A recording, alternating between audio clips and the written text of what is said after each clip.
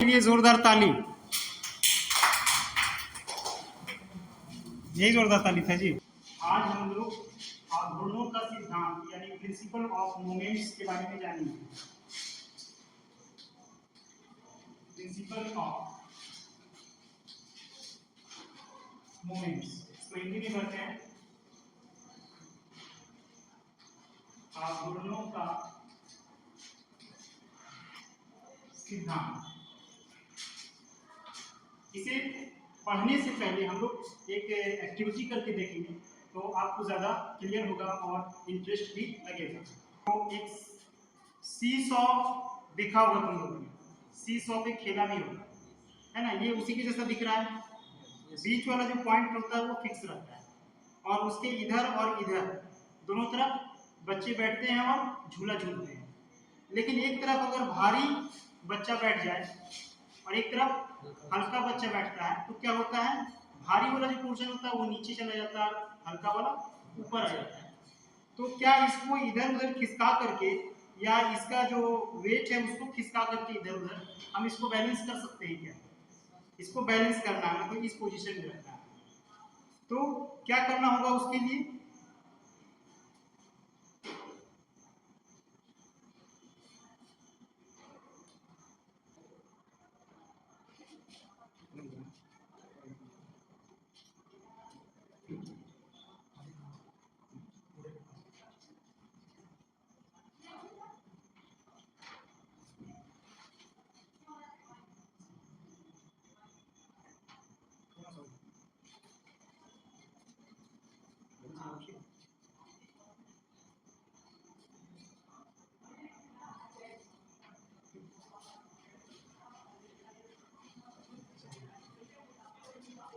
देख सकते हैं सभी लोग कि इधर कितना ग्राम है, 150 ग्राम, और इसको अगर जी से मल्टीप्लाई करेंगे तो इसका इसका वेट पता चल जाएगा।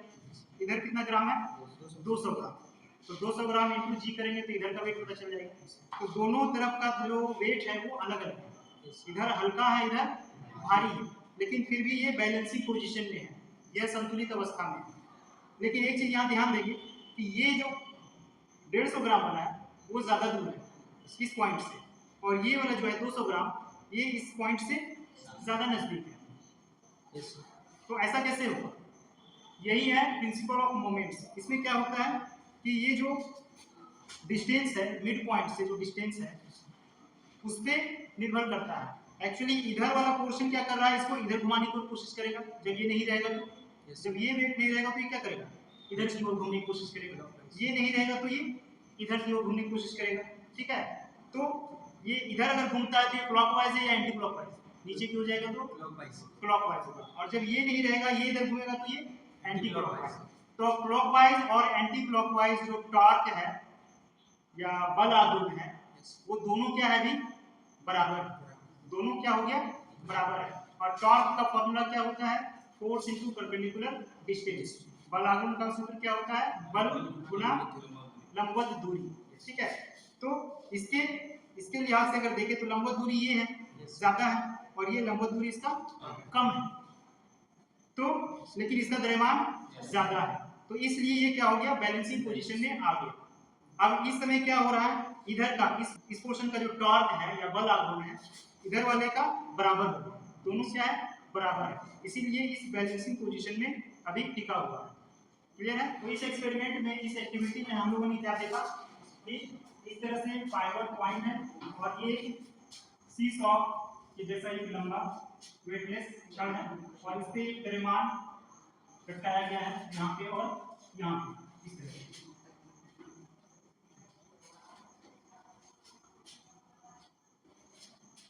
इसका भार ज्यादा है और इसका भार कम है, इसका भार ज्यादा है और इसका भार कम है। तो हम लोगों ने क्या किया, इस वाले वेट को थोड़ा सा खिसका करके यहाँ पे बैलेंस किया। तो इससे क्या देखा, ये मान लीजिए इसका भार F1 है, इसका भार F2 है, और यहाँ से यहाँ तक का डिस्टेंस D1 है और यहाँ से यहाँ तक का डिस्टेंस D2 है। तो प्रिंसिपल ऑफ मोमेंट्स क्या कहता है, जब F1 D1 F2 D2 अगर हो जाता है तो बराबर हो जाता है, तो यही क्या कहलाता है, आघूर्णों का सिद्धांत। और ये जो F1 D1 है ये इसको इधर घुमाने की कोशिश करेगा, यानी कौन सा डायरेक्शन में हो गया ये एंटी क्लॉकवाइज। तो ये हो गया anti clockwise torque equals to होना चाहिए क्या क्लॉकवाइज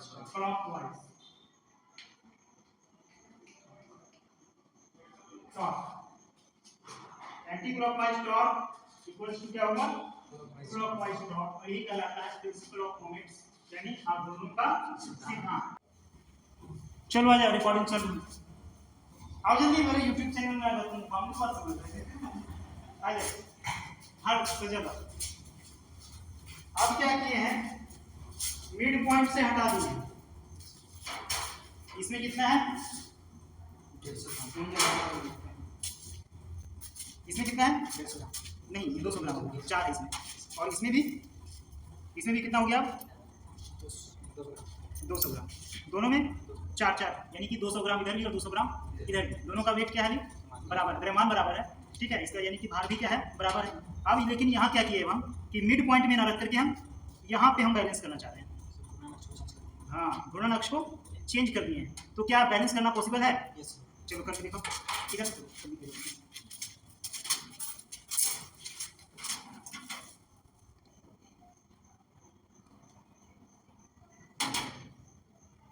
बैलेंस हो जाएगा, सभी बात मारूंगी।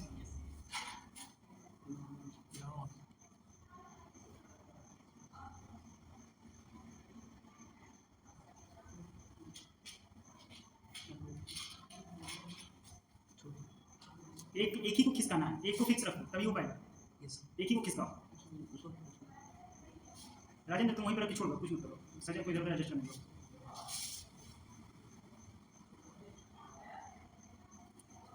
थोड़ा सा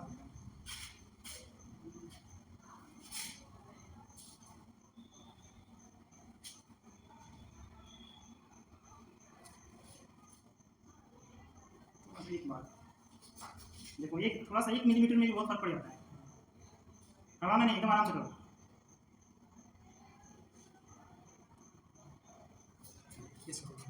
थोड़ा सा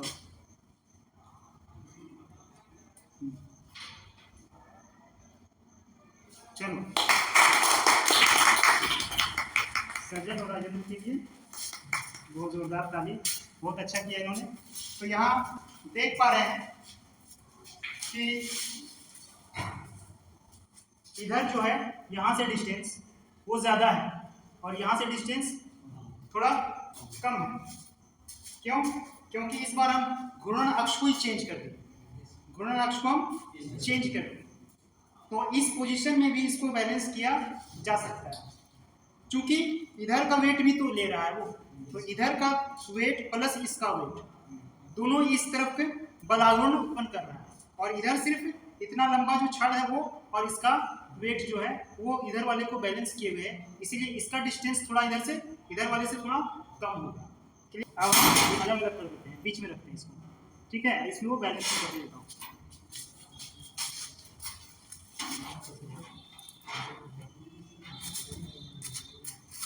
और निकलोगे उधर से थोड़ा सावधानी से, टच होगा तो गिर जाएगा।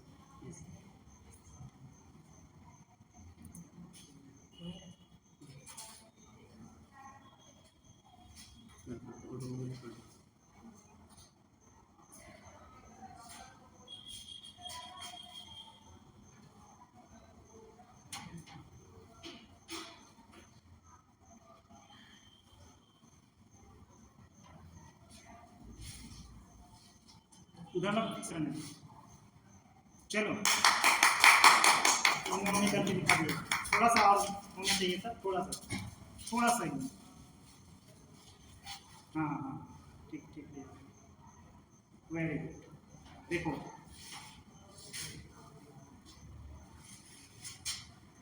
थोड़ा सा ही, चलो बहुत अच्छा। तो यहाँ पे ये बैलेंसिंग पोजीशन में है, अभी इधर का जो बल आघूर्ण है इधर वाले बल आघूर्ण के बराबर होता है, ठीक है, जो शब्द हम बार बार बोल रहे हैं उसको ध्यान में रखोगे, इधर वाला का बल आघूर्ण इधर वाले के बल आघूर्ण, इंग्लिश में टॉर्क, क्या बोलते हैं टॉर्क, दोनों तरफ का जो टॉर्क है अभी वो बिल्कुल बराबर है, इसलिए ये बैलेंसिंग पोजीशन में आ गया है।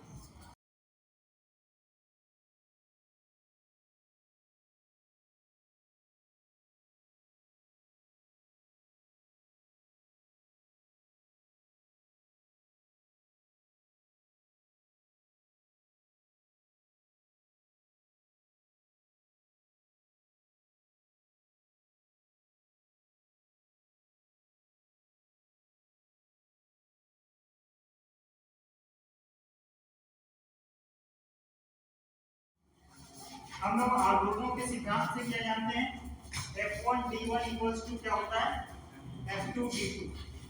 तो यहाँ से जो मास दिया है पहला स्टूडेंट का, पहला बच्चा का, वो कितना है 20 kg। तो यहाँ पे F1 है तो उसका भार निकालना होगा, भार या बल दोनों क्या होता है सेम चीज होता है। तो F1 कितना हो जाएगा 20 इंटू जी का वैल्यू तो कितना हो जाएगा 200 न्यूटन, और F2 कितना हो जाएगा 225 इंटू जी यानी कि 250 न्यूटन हो गया।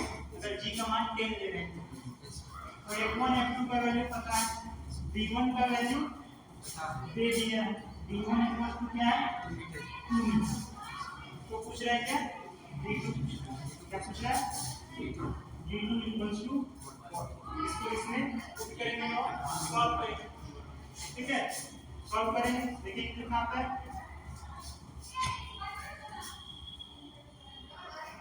200 into 2 equals to F2 250 into D2, then D2 equals to 200 into 2 by 250,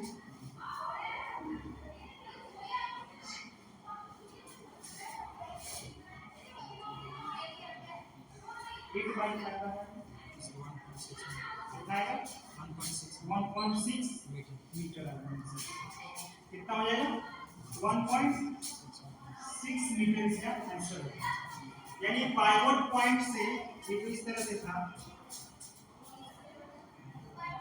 ये अगर यहाँ बैठा है, यहाँ से यहाँ तक का डिस्टेंस 2 मीटर है, तो वो कहाँ बैठेगा नजदीक बैठेगा, क्योंकि उसका वेट ज्यादा है, उसका भार ज्यादा है, तो उसको डिस्टेंस को कम करना होगा ताकि ये क्या हो जाए बैलेंस में हो जाए, इधर का टॉर्क और इधर का टॉर्क क्या हो जाएगा फिर वो बराबर। चारों के लिए जोरदार ताली।